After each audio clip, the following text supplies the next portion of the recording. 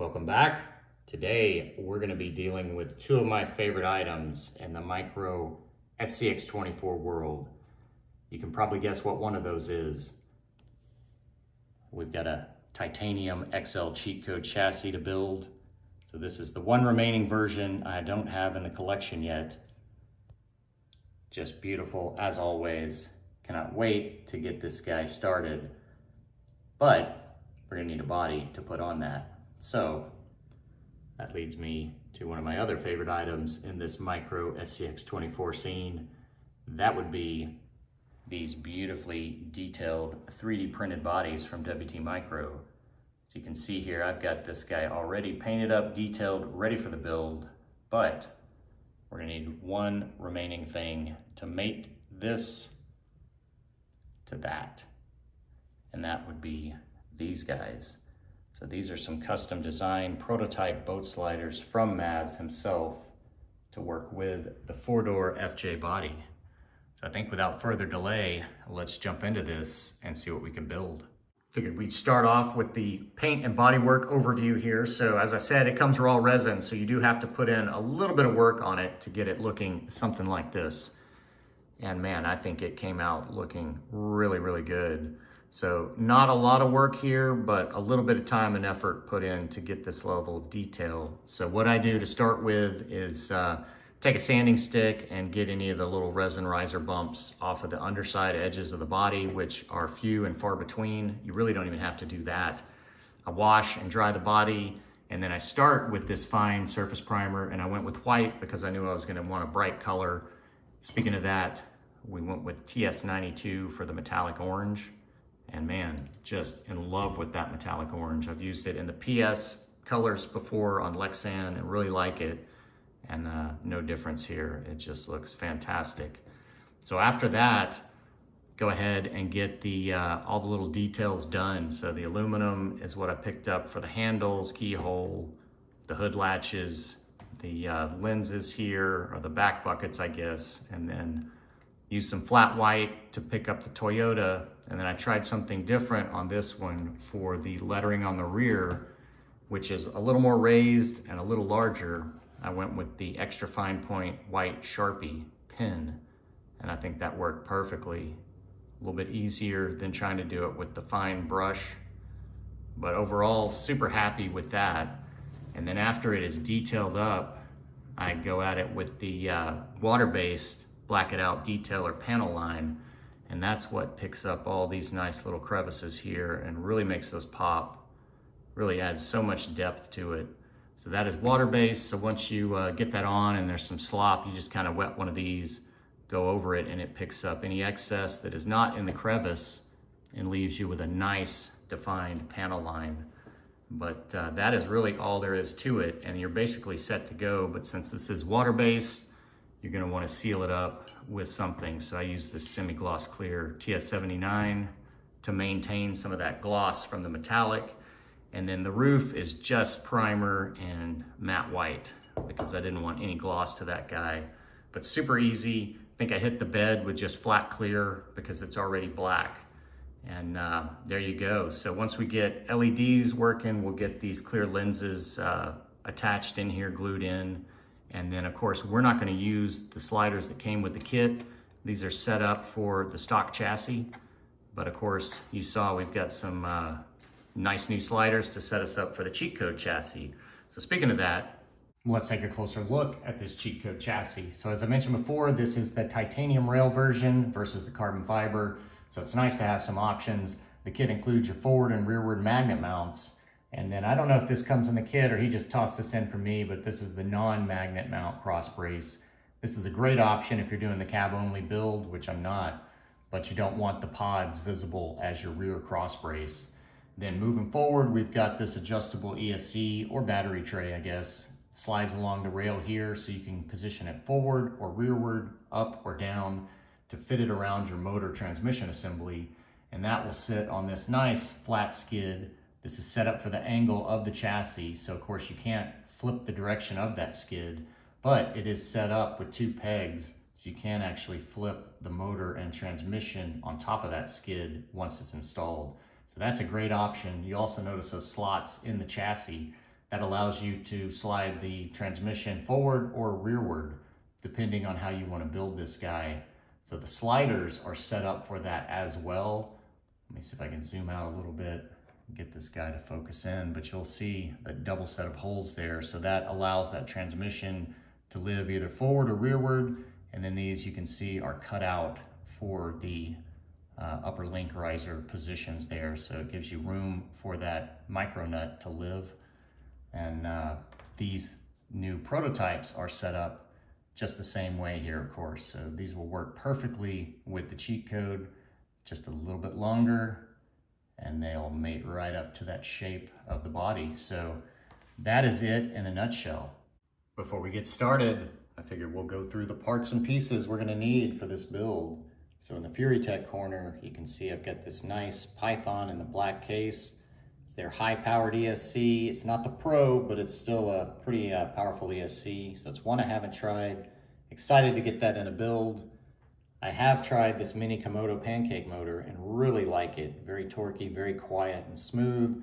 Gonna pair that up to Axial's plastic gear stock transmission for a nice, quiet, smooth operation.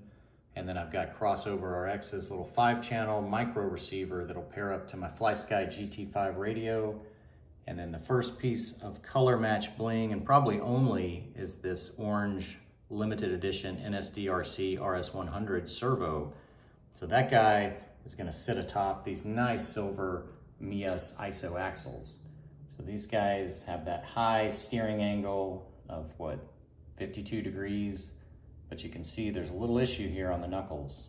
They shipped with the exact same knuckle on each side. So that obviously isn't gonna work. So I got in touch with MEUS and they actually sent me out some V2 knuckles and steering links. So you can see in those links, they actually have larger hardware and they've got kind of the ball socket built into some of those pieces of hardware. So a little more beefy there, so I'll get those switched out and that should get the axles going. They also come with a included servo tray, and you can see I've got this 214T gear sitting out here. So these ship with 214T gears in both pumpkins. So in the SCX24 world, that's 14% overdrive. So that just means these axles spin faster, but they include a 216 gear. So I have swapped that into the rear, leaving just the 214 in the front. So that gives 14% overdrive. So that's how we're gonna set those axles up. And then I've got Mazz Design stainless steel high offset rod end links here. So those are adjustable ends, so you can fine tune a little bit. So I've got those pre-assembled. And then next to that, I've got my favorite shocks, the Hot Racing Long Travel Oil Shocks. So these are perfect for the setup of the cheat code. I've used these before, so I'm gonna use them again on this. And the last item are the stainless Gladiator length D-hole drive shafts from Injora. So that should set us up right there with basically everything we need to get this guy built up, minus wheels and tires. And you know, those are coming later. Starting off with the axles, I've got these guys complete, and I've got a few tips for you on getting these MEUS ISO axles nice and smooth and getting rid of some of the slop. So if you're familiar with these, they come with O-rings behind the hexes and in front of the hexes between the wheel nut.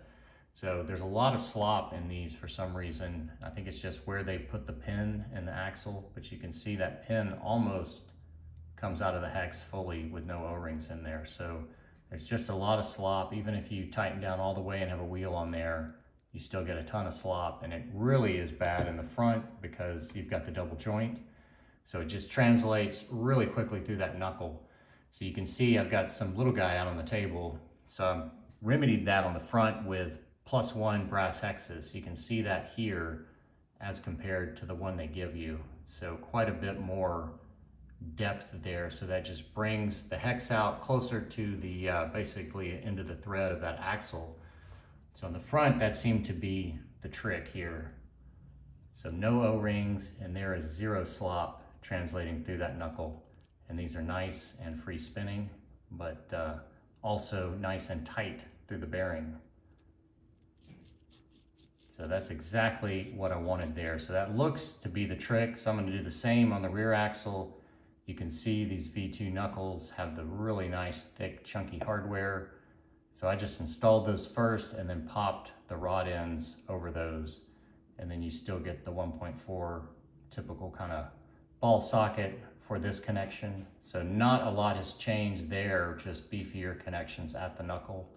And then for the servo tray, I usually leave these little tabs loose, tighten down the servo to the tabs, and then come back and snug those up to the tray, and then put the tray on the axle.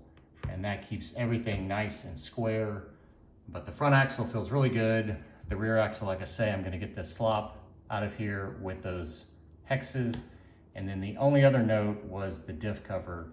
So I was getting some resistance, I wouldn't say binding, but I ended up having to put Loctite on all the pieces of hardware, basically, kind of let that set up a little and then back them out to where they were just kind of butting up against the diff cover snug.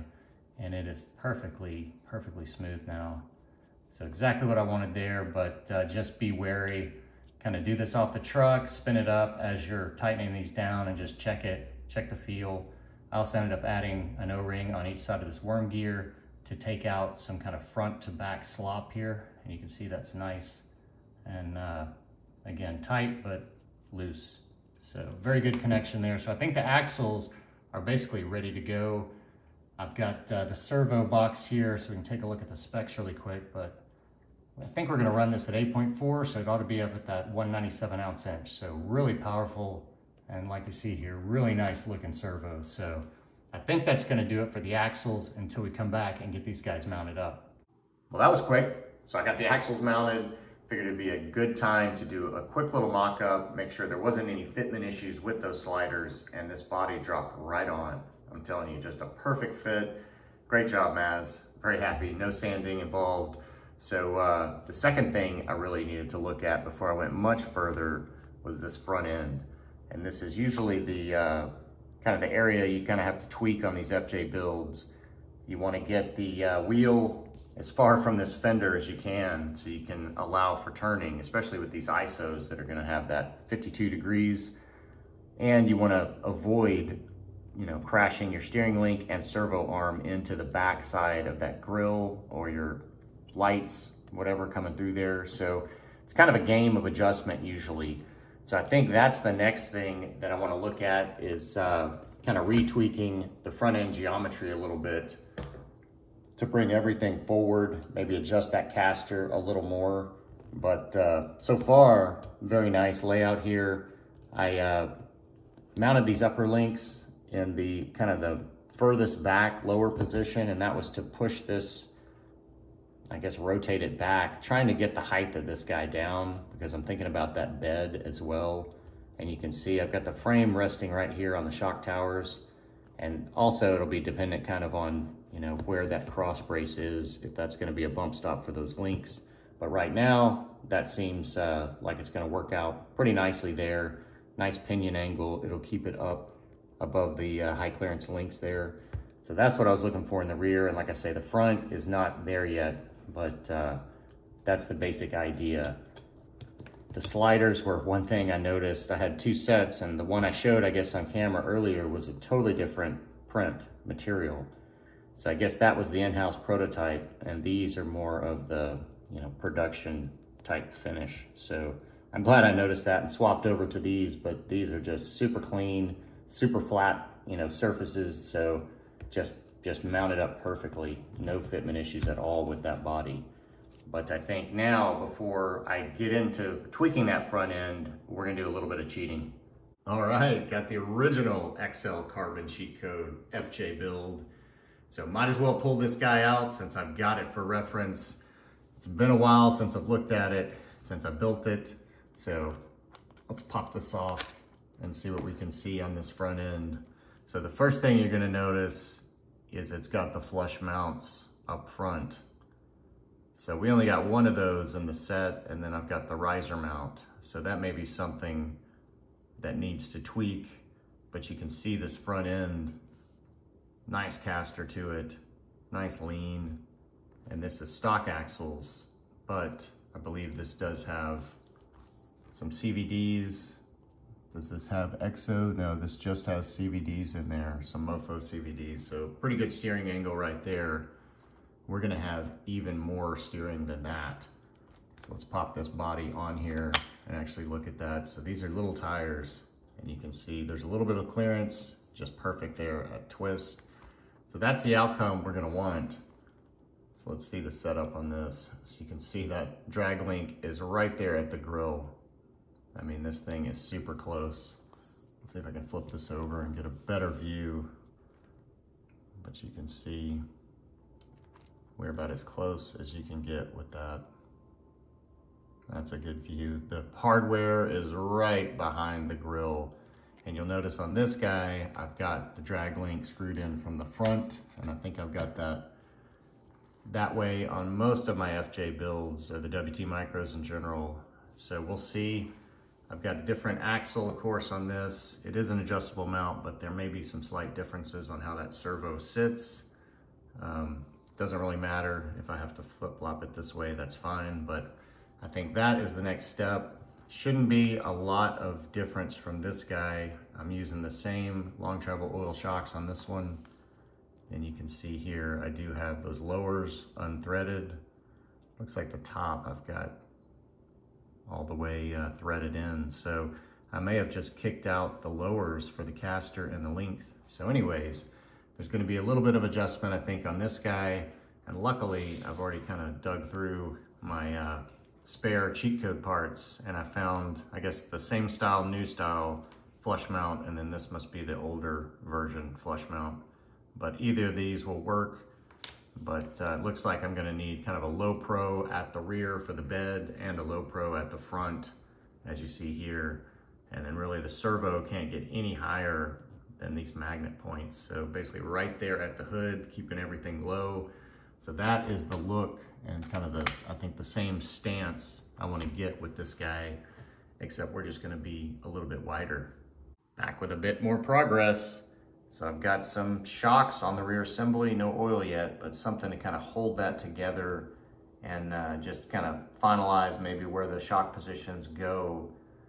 But the front is really what I've been working on here. So you can see I did lengthen those lowers about 3 turns on each end. So probably 4 millimeters at least or more. So that did help the caster. It did push the bottom, or rotate the axle, kind of push it forward. So it helped, but it didn't alleviate that full gap there. So there's definitely some room to move the whole assembly forward. But like I say, I don't think I want to take any more length out of those lowers just with the amount of thread that's left. One other thing that I noticed here at full compression on the rear was it looks like the axle is a little bit rearward of the opening. So I'm thinking here the solution is right in front of me in the form of the cheat code. So because of that transmission assembly and the slotted kind of frame, you can move that guy forward 3 millimeters. So I think that's going to be what I do. That will pull everything forward 3 millimeters. I can always fine tune the rear to center that axle in the opening. But what that will do is just keep the geometry, the caster the same of that axle I've got now on the front, but move everything forward. So I think that is going to be the solution to end up getting, something like this that's like a piece of paper's clearance to the grill. You can see that hardware head just right behind that bump out on the grill on the inside. So that is exactly what I hope to end up with here shortly, but it looks like it's going to be a little more tweaking before we get there. All right, this is super easy, turns out. So just take out the center screws, which are the holes, and then loosen the 2 on the ends for the slot, and then check that out. Instant caster. So you can pull it back. So it was at the rear, and then if we slide it forward in the frame, you can see it tuck that servo right there. So if I want to keep the exact same caster, I will have to change these uppers, move those forward as well. But I'm not unhappy with that right there. So I think I'm going to get this all tightened up, cinched back on, get the sliders on, and then we'll check it and see what we came out with.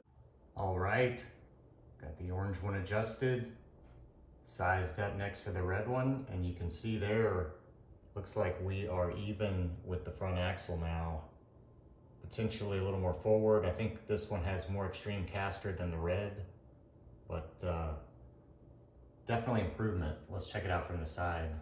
So from the side, you can see still not maxed out tight to the grill, but definitely an improvement there. We did scoot everything forward, and by leaving those upper link mounts in the same spot on the frame, it pulled the top of the axle back even further, so just more extreme caster there, which I'm fine with. But in playing with the articulation a little bit on the front, notice something that's going to have to change. So everything looks good, right? Then you pick it up and you notice, hey, the front doesn't drop out and there are no shocks. What's the deal? Let's take a look at this. So this is that classic case of too much caster versus the servo being slid back too far. So you can see the back edge of the servo is resting on the top of those upper links, so they can't rotate upward any further. They can rotate down, no problem, but our stop, of course, is the magnet mount cross member. So to alleviate that, it's either sliding the servo to the front mount. Right now it's on the center position, and it looked like there was room to do that, you know, up to the grill, or it is take these upper links, move them forward. That will lean the caster forward a little bit and allow some more down travel. I don't know if it would be enough down travel. I may go ahead and mock the shocks up there as well, because there's no need to have, you know, 4 inches of dropout if the shocks are only going to allow, you know, this much dropout. But you want to have free range of motion. So one way or another, I'm going to get that adjusted. Not sure what the method will be, but I'll come back and we'll see. Here we are with what hopefully is the final bit of tuning, at least for now. So let's walk through the tweaks I made. So we'll go down to the front end first. So first off, I moved that servo to the forward position on that adjustable tray. So that helped clear the upper links to allow the full dropout. And then I lessened the caster a little bit by lengthening those upper links by about 2 full turns. And that seemed to do the trick. So let's check out the clearance here. Look at that. Perfect. That servo horn is right there, paper width to the grill. And actually the hardware coming through the servo horn was actually hitting the grill. So I ended up using a little spacer behind the head of hardware to kind of push it back, and so it basically flushes out with the face of the servo horn, and that gave me exactly that little bit extra right there, but just perfect. So that seems to work really well. So let's go back over here to the rear end. Not a lot changed. I did end up moving the upper link mount point on the frame forward 2 positions, and that was just to take out some of the extreme caster of this axle, because once I shifted the transmission forward that 3 millimeters, that really kind of tweaked that rear axle as well, similar to what it did to the front. So a little adjustment there, but it seems to be just centered up perfectly on the wheel well. Let's get back down here on center. But it looks just about perfect there. So no adjustment of those links in the back. And then you can see I've got all of these magnet mounts from cheat codes laid out here, all these different style spares I had on hand. So I'm gonna get to the reason for that, but I gotta get another viewpoint. All right, a little better top-down view. So you can see I've got the body sitting nice and flush with those boat sliders along the side, nice and even. And that was a little bit of a challenge, most of that being the rear, but it involved doing a little investigating with different types of magnet mounts. And you can see I've got all these spare cheat code mounts out here. They all kind of put the magnet at a slightly different height. Some of them have a couple of mounting holes so you can raise and lower them. So I ended up using the riser in the front, and I'll show that in a second. And then the rear, let's take a look at that because this will be easy to remove here. So I've got it set up kind of both ways. So initially I took the flush riser and lowered it 1 rung, and I had to stack kind of this larger diameter, thinner magnet, and that flushed everything out just perfectly. But didn't really like that. stacking an odd size magnet. So ended up looking at the riser mount, and it was too tall, just slightly mounted in the same position as the front, which was kind of the lower shock holes. So I ended up doing something a little unique here. I put it in the slotted frame rail holes there at the back. And how I thought of that was, you know, fitting this on and off, I looked under it and remembered, oh yeah, typically on the kind of the stock chassis, the magnets glue at the rear anyways, so why not try that out? Ended up working perfectly for height, and I'll show you that. So you can see those slots are slightly lower than the bottom holes here. So that lowered it down just perfectly. The front one I've actually got mounted in that lower set of holes, and you can see it sits up above the shock tower slightly, but that's what the front needed. It needed just a little more height to get up to the underside of the hood. And it also, with all the tweaking there to the caster, allows this servo to not hit the underside of the hood or just be right there at it. You can see the top of that magnet, top of the servo horn. So before that caster adjustment, it was hitting the underside of the hood, so I couldn't even get full compression out of the shocks. But as you can see, at full compression, these guys are basically flush. So it looks like that's all working out perfect. I'm just gonna remove this guy and go with the rear riser mount option here. But just took a little bit of time and trial and error kind of fitting that, but I think I'm happy with the tuning setup. So I think I'm gonna fill those shocks with oils, maybe swap the springs and see what's next. Bit of progress on the shocks. So I've got the front two filled with some oil, and man, these are just super smooth as always. Look at that, just nice slow action. So I'm swapping in the black spring, which is the soft, or the softest rate. And then you've got the gold, which is the mid spring rate, and the silver, which is the firmest. But in actuality, they all are really nice spring rates, almost like a super soft, a soft, and a medium. But gonna start with the softies as always and tune up from there. So I'm gonna go ahead and get these back on the truck, fill up the rear, and then we'll take a look at it. Quick assembly tip on these shocks. So the one thing I've noticed with these, I don't even know if it's a negative, but it's just something that you need to understand is when you tighten down these bottom connections, those eyelets, I guess it expands a little bit and it pinches the plastic. So they become fairly stiff, and that is not what you want. You want these rotating nice and freely so there's no binding. So what I always do, if it's metal, you know, if it's plastic, you don't need to, but with metal, I usually go ahead and put a little bit of thread locker on there and tighten them in, and let that thread locker set up just a little bit, not too long, and gum up, and then back them out until they just flop down on their own. So that's what you want to look for. So I'm waiting for these guys. They probably are set up about right. So I'm going to back one out. Oh yeah, there we go. See, just a little bit, and then you're free spinning there. So that's really the only adjustment you need to know about on these shocks, besides just knowing how to fill them up without getting air bubbles. But you do that, and you're gonna be real happy with them. I think we've got the shocks wrapped up, and I'm pretty happy with them. They're nice and smooth. And with these soft springs, we're gonna be sitting down here about mid droop, which is very nice, but nice and level. And then just really smooth, nice flow here. So there's no binding anywhere. This all feels really smooth. So just can't say enough about these. Definitely my favorites. And this little hot swap lower shock retainer or spring retainer is just genius. So you can get these guys filled up, and then you can swap springs all day long without having to take the top cap off and redo your oil. So just a huge benefit to using these guys.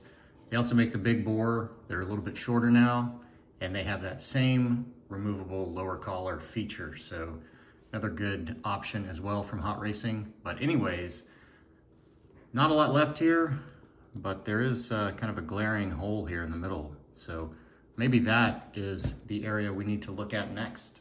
A little update on the motor install progress. So wow, it's all in pieces here. So I had it all together and meshed up nicely, and I was just spinning it by hand. So let me see if I can just mock this up. So it sits in there like that against the spur gear. You can see the pinion overhangs a little bit there.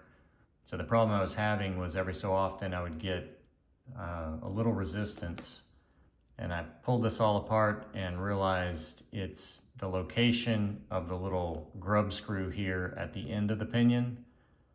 So you can remove that and move the pinion out, but they give you the little tool. I couldn't get that to budge. Try to put some heat on there, but again, I don't want to melt the wires. So just thinking, what can I do real quick? Got all these Injora spacers here. So just like the spur gear, typically, you know, it's got this deeper offset anyways to one side. So that stands this off of the bearing just a little bit.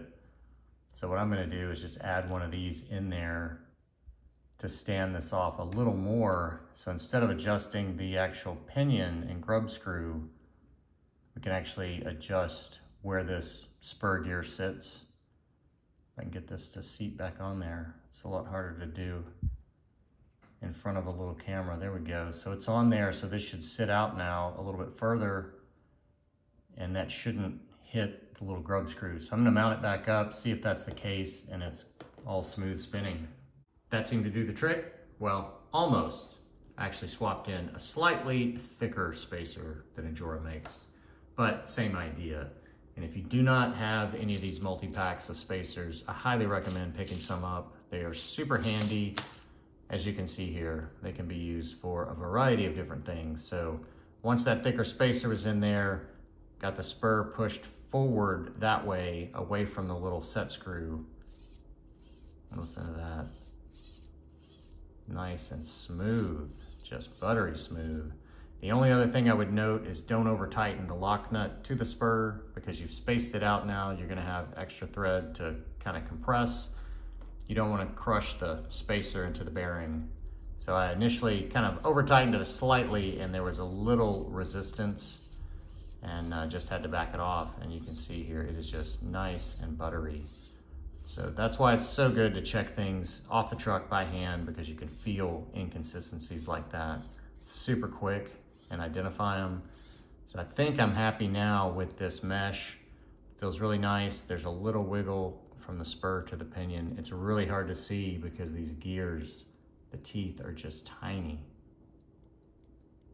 But I didn't want a lot of slop, but you gotta have a little give there in the mesh. But it feels nice. So I think that is gonna do it for the motor transmission assembly. So the next step would be actually mounting it into the chassis, getting a body on there, and making sure it is gonna fit in the forward direction, which would be preferred for the weight. But if not, the cheat code, of course, has the ability to flip that whole transmission on the skids so we can run the motor facing backwards.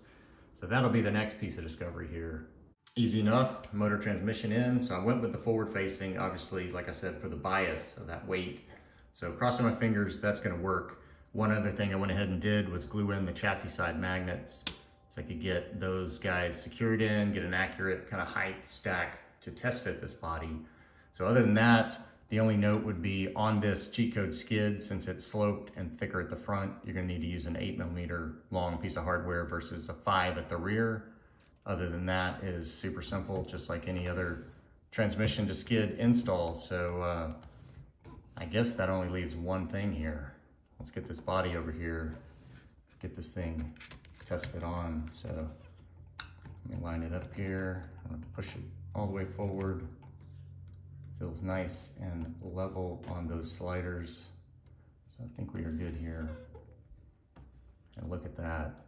I mean, we are talking just a hair bit of clearance.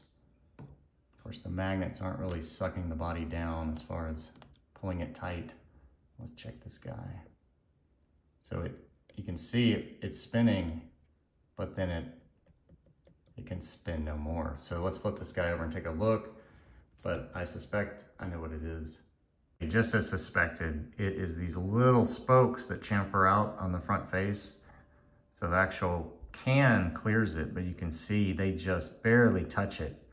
So that's why I was able to partially spin the motor and then it got stopped in either direction. So as soon as it hit the spoke, a little bit of binding there. So definitely gonna have to take a Dremel to the backside of that dash with a sanding wheel and just allow a little bit of clearance, but I think that will do it. Easy enough. Looks like we are clear. Let's give it a little spin. Look at that. That's all it took, just taking off that kind of 90-degree edge with the sanding drum. So let's take a look at that. Okay, so there it is. And just like I said, very, very little material removed. You can barely even see it there.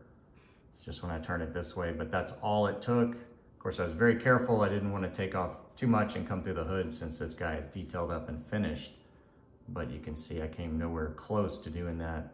So once these magnets are glued onto the body side and actually pulling everything down tight, do a final motor spin test, make sure I can always go back and take a little more off of that underside there. But I think for now, I'm gonna call that a win as far as the motor riding in the forward position. So I think we're ready to move on. With the motor installed, the position set, that just leaves some drive lines to get installed.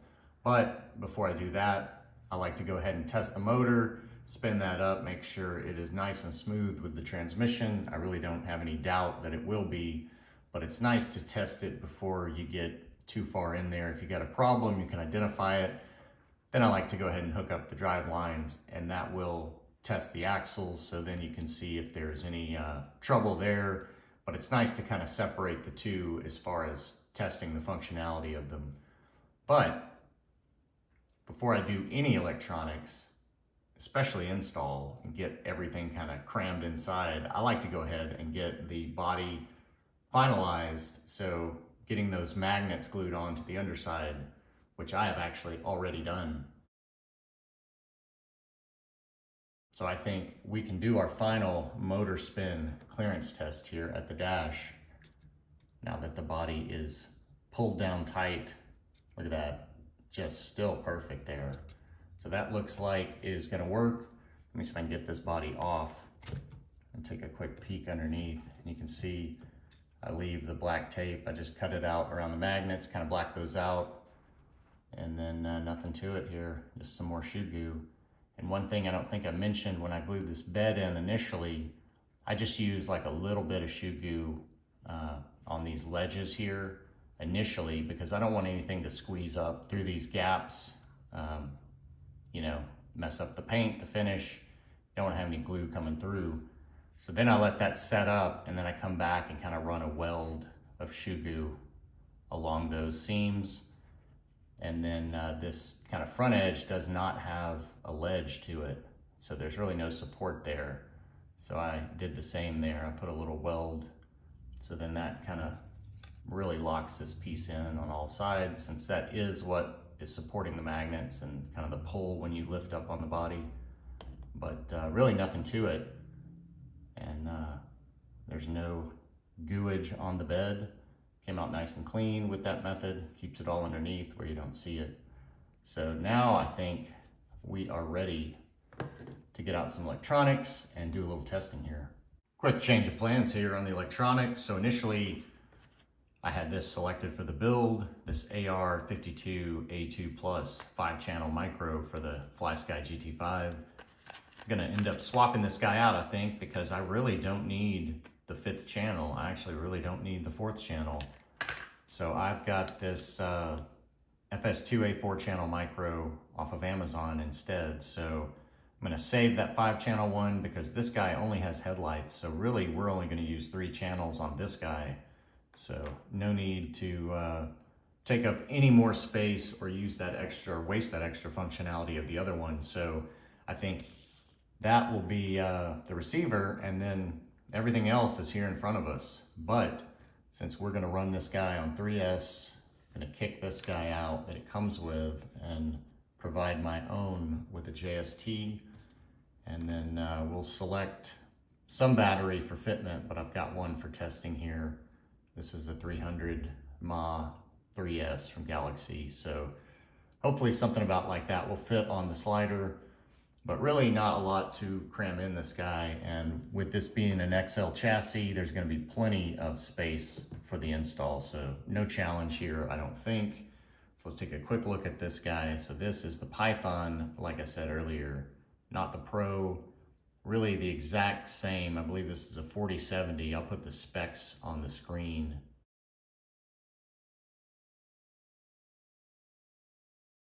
But it's really just the BEC, I think, that is different. The difference, I guess, between this and the Pro. But this should be fine. Running that servo up at 7.4 volts will be plenty of power, because that is already just a super powerful little servo, that RS100. So I think that's the setup here. Nice and clean, simple, no external BEC, no external soldering, at least until we get to the headlights. So I think I'm gonna plug this up, we'll come back and test it. We are plugged up and ready to test, but I've got a few notes here. In case you're not familiar with these little micro receivers for the FlySky GT5, they've got a little button on the back, that's the bind button. That is also channel 1. So you can see I've got the servo plugged in down there at the bottom, and then the ESC at channel 2. The board is also the signal. So you can see the white and yellow signal wires are towards the board. So that's how you plug it up. And then to get it into bind mode, you just want to hold down the button as you turn on the radio, and you also want to hold the bind button down on the radio as you do that, and then you'll see the fast flash go to a slow flash, and you'll know you have bound this guy up. But super easy, but there are no instructions with this guy. And one other note on this guy, you want to select an open channel out of your 20, before you bind it, because it'll bind to whatever channel selected on the radio at the time. So make sure you do that in case you've got multiple rigs. You don't want to overwrite another one. But simple process there. So let's go ahead and get this guy plugged in here, and we'll give it a spin up. I've also gone ahead and set the Furitek app up for the mini Komodo and done a couple of tweaks. Went ahead and turned the servo up to 7.4. Not gonna go too hard on that because I have not adjusted anything yet. So let's go ahead and spin this motor up. Let me pull this guy up a little bit closer.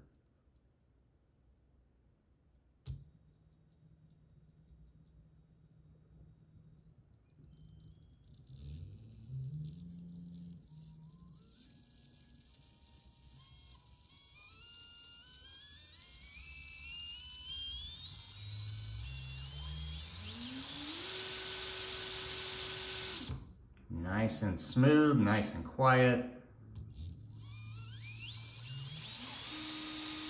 Wow. It's one of the advantages to using the stock plastic transmission. I know I get a lot of grief about that, but man, they are smooth and quiet. Always reliable. Always nice and tight fitment as far as tolerances, bearings.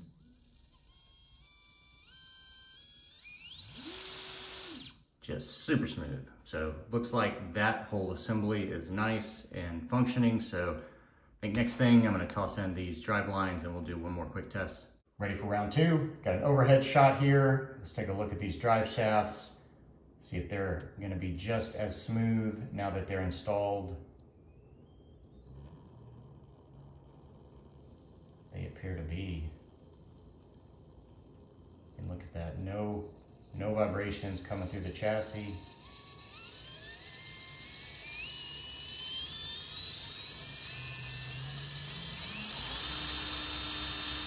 No torque twist. I mean, look at that. Nothing moved. Right there, the drag brake made it jump. That's it.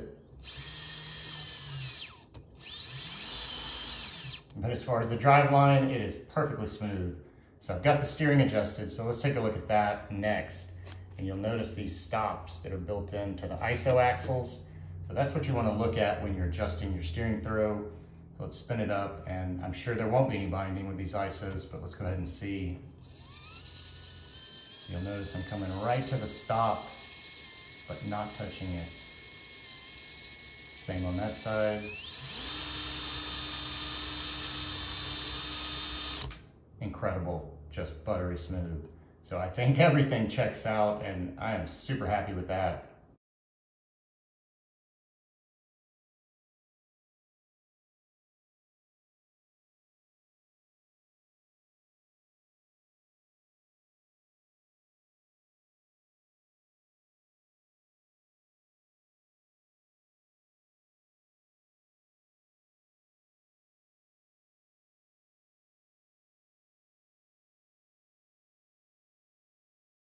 Well, I must say that was a bit more challenging than expected. So not necessarily hard, but when you've got this much space and that many options as far as mounting, it almost makes it more difficult to make a decision. And so you can see there, got the battery on the passenger side, but then I've got Velcro as well on the driver's side. So I still couldn't decide. Ultimately, there's just so much space in this, so many options. So you can see I've got the kind of light whip coil extension here ready to plug in to the body side. And then you actually get a little more space with the transmission shifted over here to this side, but you've got to watch the front edge because the motor sticks out and you don't want to hit the battery with that.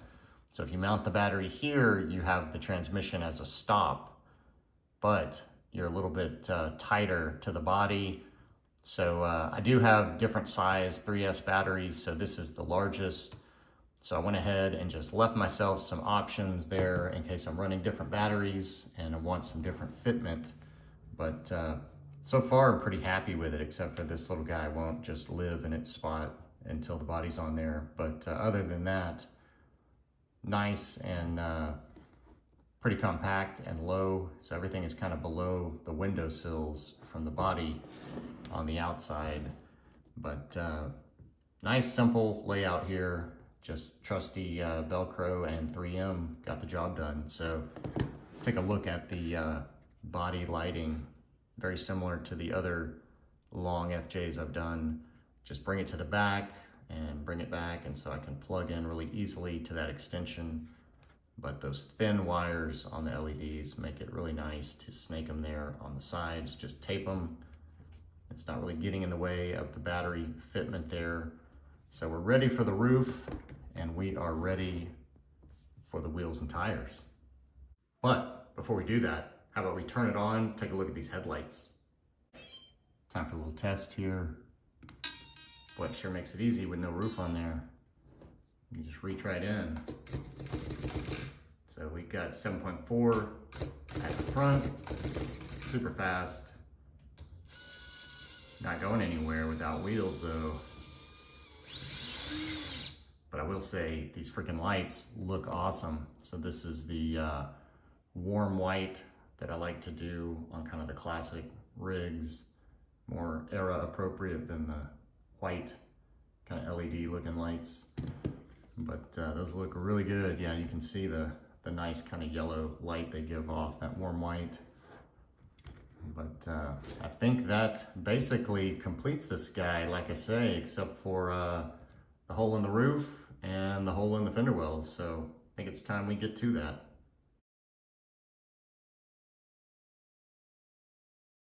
Man, with this roof glued on, I am getting excited. This thing is coming together, but I figure I might as well do two things at once. So while we let that glue set up, you can see I've got my favorite RC four-wheel drive wheel lug nut tool on the table. So you know what that means. Wheels and tire time. And I don't have a definite direction, but I've got an idea here. So what I've got on the left are some bronze Mazz Vader wheels. And on the right, I've got some Proline trenchers, and they come mounted up to these plastic beadlocks, which of course we'll be tossing out. So I usually end with bronze wheels. It always is like a wild card. So I figure might as well start out with some bronze first and see how that works with the orange. See if it works or not. I can always switch directions, but I'm having a good feeling about it. And then for the inserts, I've got some of these smaller Injora and the soft and super soft. These are for, what, 56 to 58 millimeter tires. So we're gonna see if these will squeeze into those Pro lines. But without any more talking, I'm gonna get some of these mounted up, see what they look like. I'm gonna take a close look at these before I get them mounted up, but they are just gorgeous. Just a killer finish in bronze. You can see it's got the matte black ring with the kind of serrated recessed edge there. And of course, they come with scale hardware as usual with the Mazz wheels. Nice open backside. Brass ring, no vents, good amount of weight, probably in the 22-ish, about like a trio with the brass ring. So they've got the normal hardware as typical, scale hardware and the tool, but I've had so many of these sets, I've got some spare hardware and I've got a pre-modified tool here. So you can see I've got that chamfered. So when you install those scale hardware pieces, you won't mar the finish. This chamfer allows you to get down in that recessed edge there without scratching the wheel. So definitely you want to do that. Easy to do. Pop this in a drill, lean it on some sandpaper, and you've got it. But that's the only tip there. I'm gonna get these tires out, get them off of those plastic wheels, wash them up with soap, and I'll get these mounted. Wow. Pretty happy with the bronze first round pick here. These are turning out to look really good against that orange. Especially with those Mazz design scale hubs to round them out. But those things look fantastic, and the trenchers, man, those mounted up just super easy. I mean, they just fell into the bead. Very impressed here, but the thing that I want to show you here is this layover. Look at that. That is just insane. Bam. Just crazy, crazy steering with this guy. See if I can back this up a little bit. Just a little better view here. And I think these tires are gonna work just perfect. So let's get a little bit of a clearance check here. Looks like we're gonna be right there. Getting into the fender just barely with these guys, but just normal driving, all the way slammed, full lock, we are clear. And then the nose, I think we're good as well. We're just right there at full lock. But then of course on twist, we'll be kissing it just a little bit. But the big thing is, we're clear of the shock. And look at the angle of that shock. So that tells you the angle of that caster. So we're perfect there. Missing the link. I think that's just due to the smaller size tires here. If we were a little larger, I think we'd be hitting that link, but overall, I think this is just a bomb combo here. Couldn't be happier with that. So I have no idea what's coming next. So I'm gonna make some selection here, see if I can figure out something that's gonna work, but man, super happy with the bronze.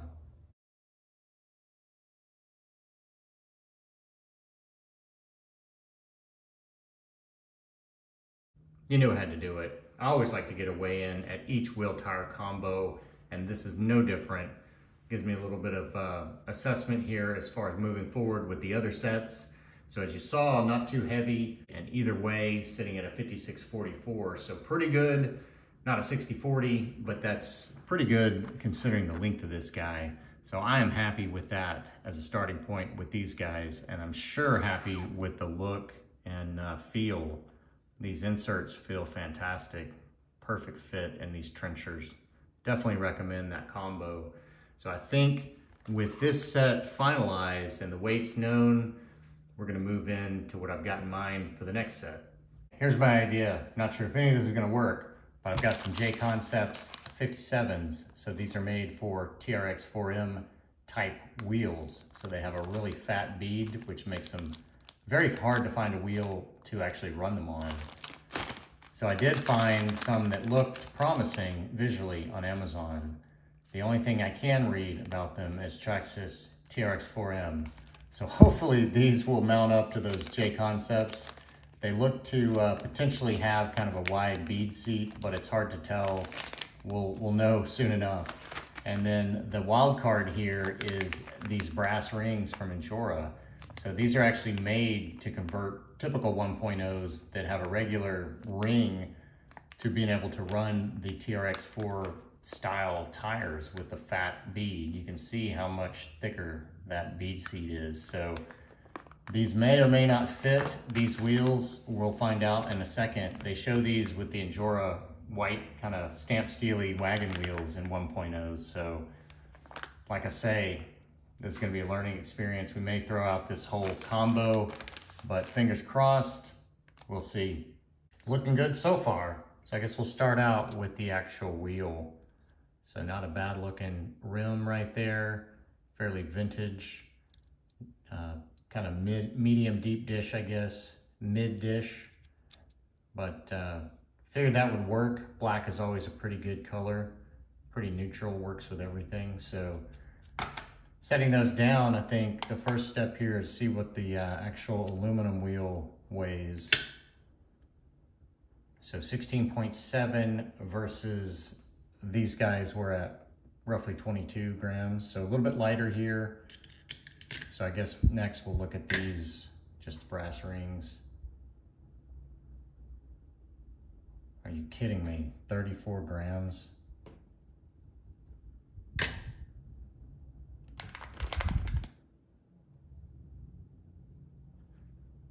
You see what that says on there? Injora, 29 gram a piece, brass inner rings. I mean, I am zeroed out here. Let's zero this out again. This is kind of nuts. I mean, 29's heavy, but 35, come on. We'll try it on a different scale. 34.7, so there it is again. I don't know why they're calling these 29 grams. So let's see the modified wheel potentially. Gonna be a 40 something. 43, we'll say 43 gram assembly there. So quite a bit heavier than 22 grams, about double, a little less than double there. So potentially what I'm thinking is maybe running aluminums in the rear, brass in the front, and that may well push us up to closer to 60-40. But if I run 43 all the way around, I bet that's gonna drop us back to more of a, I don't know, 54 front bias. So don't want to lose anything from that 56 we're sitting at right now. So anyways, I think I'm gonna see at least if a tire will actually mount up, double check it on this combo. And if so, I'm gonna go ahead and try the aluminum brass combo, see what we get there. But we'll know something in a second. Good news, look what I got mounted up. So these things just fell in the bead seat. So super, super easy to mount. Almost like the rings were made for TRX4M tires. They definitely work in that aspect. I'm not sure why they're a little heavier than stated, but they don't feel too bad at all. And you know, 42 grams isn't a massively heavy wheel, considering now some of the wheel setups are like 60 grams a piece or more, just a super all brass wheel. But really liking the feel of it. These are just the stock J-Concepts foams, and those brass rings do have a vent, so it's a nice kind of slow vent. The wheel is not vented, nor the tire, but they feel good. They're about the same size as what's on there. So I'm gonna finish getting all the other three set up, and we'll come back and see what they look like mounted up. Here we are. Set number 2, mounted up and looking freaking awesome. It is hard to beat black, especially when you put it on a nice bright color here. And it's really working with that metallic orange. Brings out the black grille as well, so a nice little accent there. Let me back this up just a hair, get a little more in frame of this guy. But man, I could not be happier with the overall look of these. And as far as clearances, it's exactly the same basically as those trenchers. Maybe these are a hair bigger, but kissing the fender kind of both ways, missing the shock still at this layover, and basically kissing the nose as well at full lock. So no problems there, and I can definitely feel the increased weight with those heavy brass rings in front. So I'm very curious to get this guy back on the scales and see what we did to that front bias. But man, just overall, really, really happy with this set of wheels. So I will drop a link in the description to these. Like I say, they were off Amazon. Cannot remember the brand. You know, they're just a, you know, random brand. But anyways, I'll put that link down there if you want to pick these up and mount you up some TRX4M tires from J Concepts. But now I think we are going to roll into my favorite phase of the wheels and tires, the wild cards. So for that, I really have no idea what I'm gonna pick. I just kind of have a notion of something to pop this silver of the axles. So that may be the colorway we're looking at here. So I think I may pull out some wheels I've got on hand, and I may even pull out a few that I've already got mounted up for some prior FJ builds that may inform this, or at least give us a colorway look real quick. But man, just super happy with it so far. I think it's got 2 killer sets, and we're gonna find one more.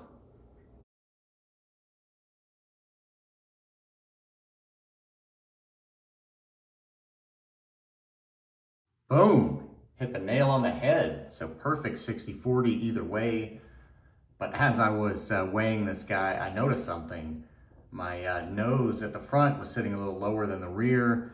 And I also noticed that my shocks were not getting full usage. They weren't bottoming out here as the nose was fully dropped. So what that ended up being was my servo horn, because of this caster, was actually hitting the underside of the hood. So to remedy that, you can see I moved my shock mount forward. So I basically swapped the mount points for the shock and that piece of hardware there, and they both screw into this magnet mount right there. So I just moved it forward and then moved that piece of hardware back to where the shock was. And you can see here, now I'm at full squat, and I'm still basically, I'm right there at the magnet mount. So just a hair bit more to the top underside of that hood, but that's all it needed. So I guess before I was able to get full squat and go lower with the servo closer to this without the body, and everything worked out fine. But it's just one of those things that sometimes you think you're good on your setup, and then you get the body on there and you find you got to do a little more tweaking, but didn't really affect the caster. If anything, it helped the clearance right here at the fenders, and it definitely leveled this guy out nicely. So I think now we're ready to take a look at set number 3. All right, it's a party. Got a lot of wheels and tires out here, and made a little bit of progress, I think, on my selection. So first off, I pulled out a lot of the FJ wheel tire combos I had mounted up for similar builds, such as this guy here. So I've already swapped on this Endura set with the new Enrons over there. You can see I've got some Trio vintage in the back. Got another set here as well, more of the polished aluminum look. Then I pulled from the Willy build, pulled these deep dish, and they look really good. Obviously, seems like they always look good. Big fatty tires, but really liked the colorway. But I was also checking out kind of the satin against the silver of these axles on the front, because that's kind of what I was trying to pop there. So checking fitment of different tires. Like I say, the white looks great. That's another one from a FJ. But all of this has kind of led me to somewhat of a narrowing down, I think. So got a few new options here out front. I've actually got a black and gold deep dish. It's a matte black. It's a really sick finish. I was pulling this out just to see what the gold was. I was hoping it was more of a bronze like this finish, but it's a little more gold, but still a great looking wheel. Don't think it's gonna be applicable to this build. So on to these, I've got some new DJ Crawler. These were in the running. They're more of like a polished chrome. Really nice looking vintage deep dish. Nice bit of weight. But these are gonna get kicked out. They're just too bright. They don't go with the kind of machine finish of the axle. So it's really these guys that all kind of fit the bill of the finish. These are more of a satin matte. These are kind of a satin polish. But since I've already got one mounted up to a little tusk here for a prior build, I can already run this set. So I think that's gonna toss out these other DJ Crawlers, which are the same wheels. And of course, we've thrown out the deep dish. So we've got the, I guess we've got the Vaders here, which we already used the bronze set, which by the way, look fantastic against the blue as well. So that's another bonus there. So I think I'm gonna toss these out just because we've already used them, but I think if I hadn't used them, they'd be a definite pick just because of that vintage look, and that just that nice machine finish is really nice against the orange there. So then moving on, we've got the next new style from Mazz. These are Venoms. And these look great as well, same finish, but I think the spoke design may be a little more modern maybe than I'm going for on this guy. So I think I'm gonna save these, so that really just leaves these guys. So these are new Enron, and the gray look fantastic against the orange, and I don't think these will be any different. So that really just leaves a tire. So I thought I was in luck here. That's why I had the green one out. I actually thought I had some more of these. These are Little Guy Racing Trench Kings in the 57s. Just a great looking kind of scale AT tread pattern. Not too aggressive, and man, just awesome looking. But what I did find that I had on hand was the RC 4-wheel drive IROCs. So you can see here, very similar look, a little bit larger size. So hopefully these are going to work. But I believe what we have on there already has been a little bit bigger with those megalithics. And these seem to be about on par with these Enjoras. So getting some wide foams in here and stretching them may help. So I may use some crawler innovations. But I think that's the next step here. I'm gonna get this wildcard set number 3, mounted up, and we'll come back and see what this guy looks like with some bright finish wheels. Well, this is looking good. So I got one of them mounted up here, and I decided before I get all 3 of them mounted up and go ahead and weigh the rim, see what we're working with here. And these are basically about what the Mazz Designs Vader wheels weighed out at, about 22 grams. So nice to know that, about the same tuning as that set. But for the look, man, I think they're working for sure. And I think the little bit of nose height leveling definitely is what this required to run just a slightly taller tire. So it's still not in the fender here, and we'll check all the clearances here in a minute, but as far as the look, I think that nails it. And you can see the gray ones on the rear look just as good. And speaking of the gray ones here, you can see I swapped on the black ones on that blue truck as I had those pulled off, and wow, that looks just killer right there. So, man, I feel like I could swap wheels and tires around all day long on these guys. But moving on, you can see I got the foams out here. So I've got this one stuffed in here, a full uncut soft, and I'll do mediums in the rear. But those feel really good, nice and supple. Got some sidewall support here, but you can see these are pretty firm, the stock foams. I've got a good squish to them this way. And these guys are super soft, but they squish up and they get more firm for that sidewall support. And then they've got, definitely super softness here. But that is the progress thus far. So I'm gonna go ahead and get the other 3 mounted up, and we'll see what this full set looks like. Here we are, set number 3. And I am super pleased with the look of these. So that bright machine finish really pops. The aluminum door handles, it really jumps off against that bright metallic body color. And then we'll slide around here and you can see it's just a perfect match to that axle housing. So no way that chrome polish would have worked, but this machine finish is just a perfect match here. So I'm gonna pull back a little bit. But man, I am just super happy with that. Definitely a classic vintage look here, staying with the theme of the truck. And you can see sitting nice and level. This is fully squatted here. So a nice little tweak to the nose, and these being 58s are the largest tires on this, and better clearance here, just barely touching that fender at full twist.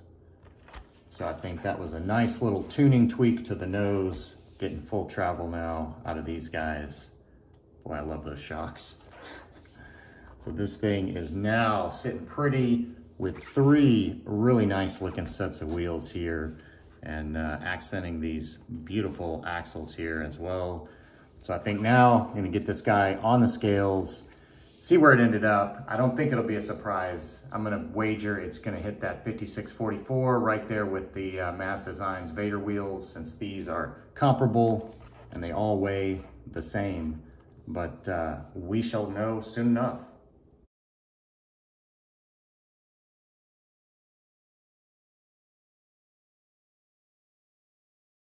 Well, as expected, a nice 5644. You know, just like the Mazz wheels, they came out a little bit lighter overall for the set. And I think that's probably due to foams in these versus inserts in the Mazz wheels. But overall, pretty nice, lightest set, I guess, out of the three. So I think now we are ready to roll into some testing and just disregard the lean to the rear. These MEUS axles, because of these C-hubs, they don't cradle and sit down in these ramp crab stands, so it looks like it's got a lean, which it's just kind of bugging me here, even though it's fully compressed. But anyways, I think, let's see, we've got the tires taped and we are locked in the forward position. So let's go ahead and see if I got the gears in the right axles here for this overdrive.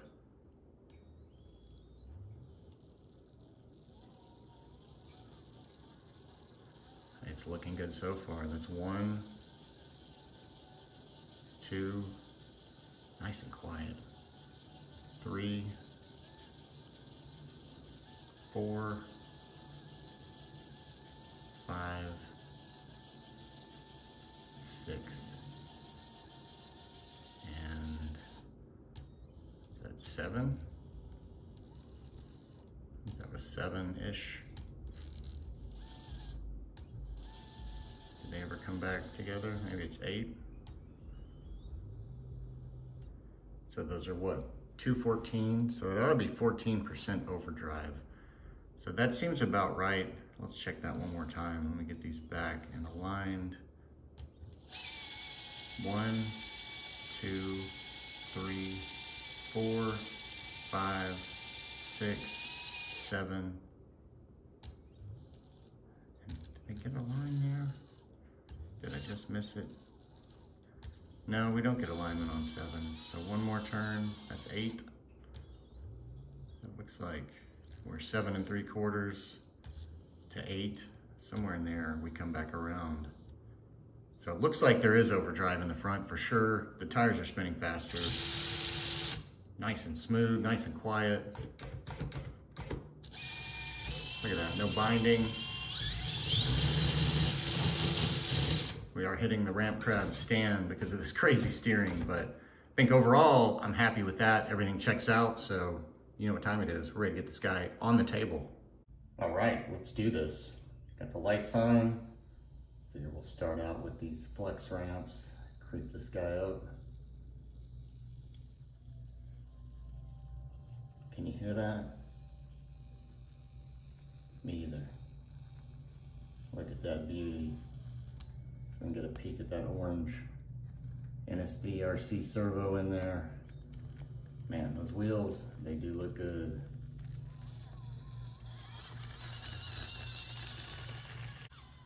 Get a little side shot here. Check out these tires. Climb this wall. Let's creep up on this guy. Nice conformity on those. We can go a little bit slower here. Look at that. Just a beauty. And those boat sliders, wow. They just tie it all together. Let's see if we can get this belly up and over. Look at that. Just beautiful, beautiful. I'm just loving these bright wheels. But I'm actually loving all the sets pretty equally, so I don't know if I have a favorite here. So we may have to try on a few more looks here for the tabletop testing. Very nice. All right, on to the RTI ramp. Let's take a look at the flex of this beast. I'm sure it's gonna be outstanding. Oh, getting a nice little peek at the mini Komodo there. Look at that, just beautiful. So right there at the top, and it looks like we've still got some flex to go here. Oh yeah, still got that back tire on the ground. So quite a bit of flex, always helps with the long wheelbase and the wide axles. But man, just beautiful. Those lights just look killer. So I think I'm gonna pop on another set of wheels and tires and take this guy a little further. Moving right along, we've got the Proline Trencher Mazz Design Vader combo. And I'll just have to pause here for a second, let you take those beauties in. But once again, gorgeous design, Mazz. Incredible job on those wheels. Let's keep this guy moving.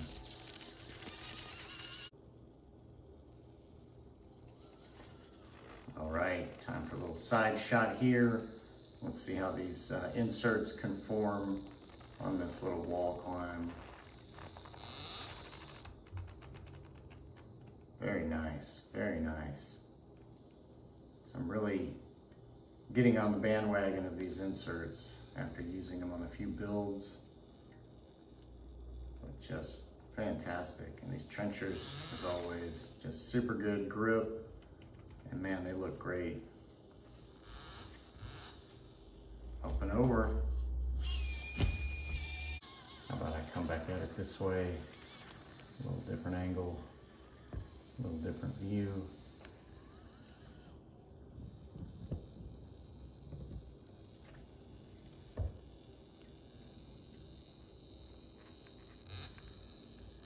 Get a hold, there it is. What a beauty. Just loving the control, this motor. Super smooth, just very impressed with this mini Komodo.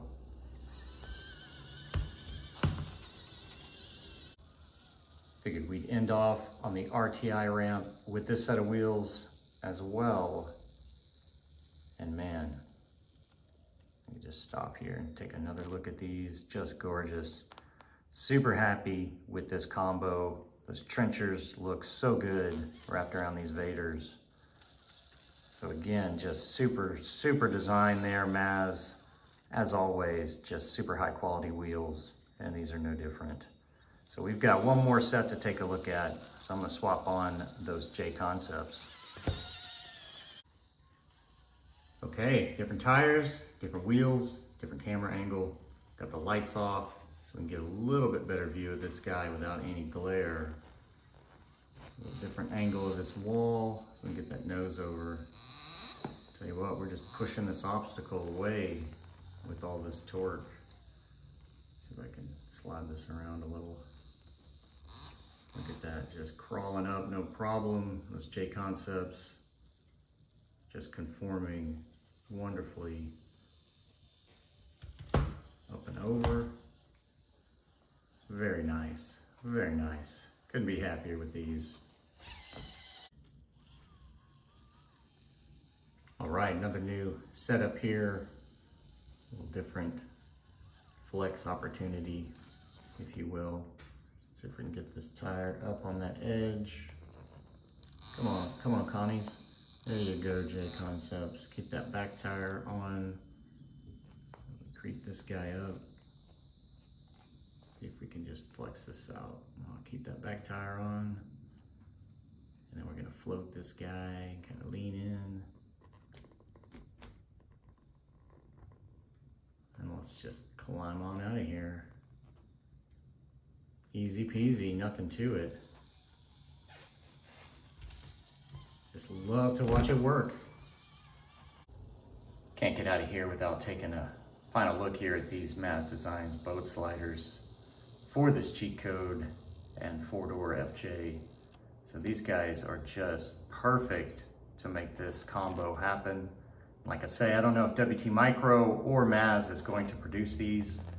You may just have to email either of them, and if there's enough interest, I'm sure they would.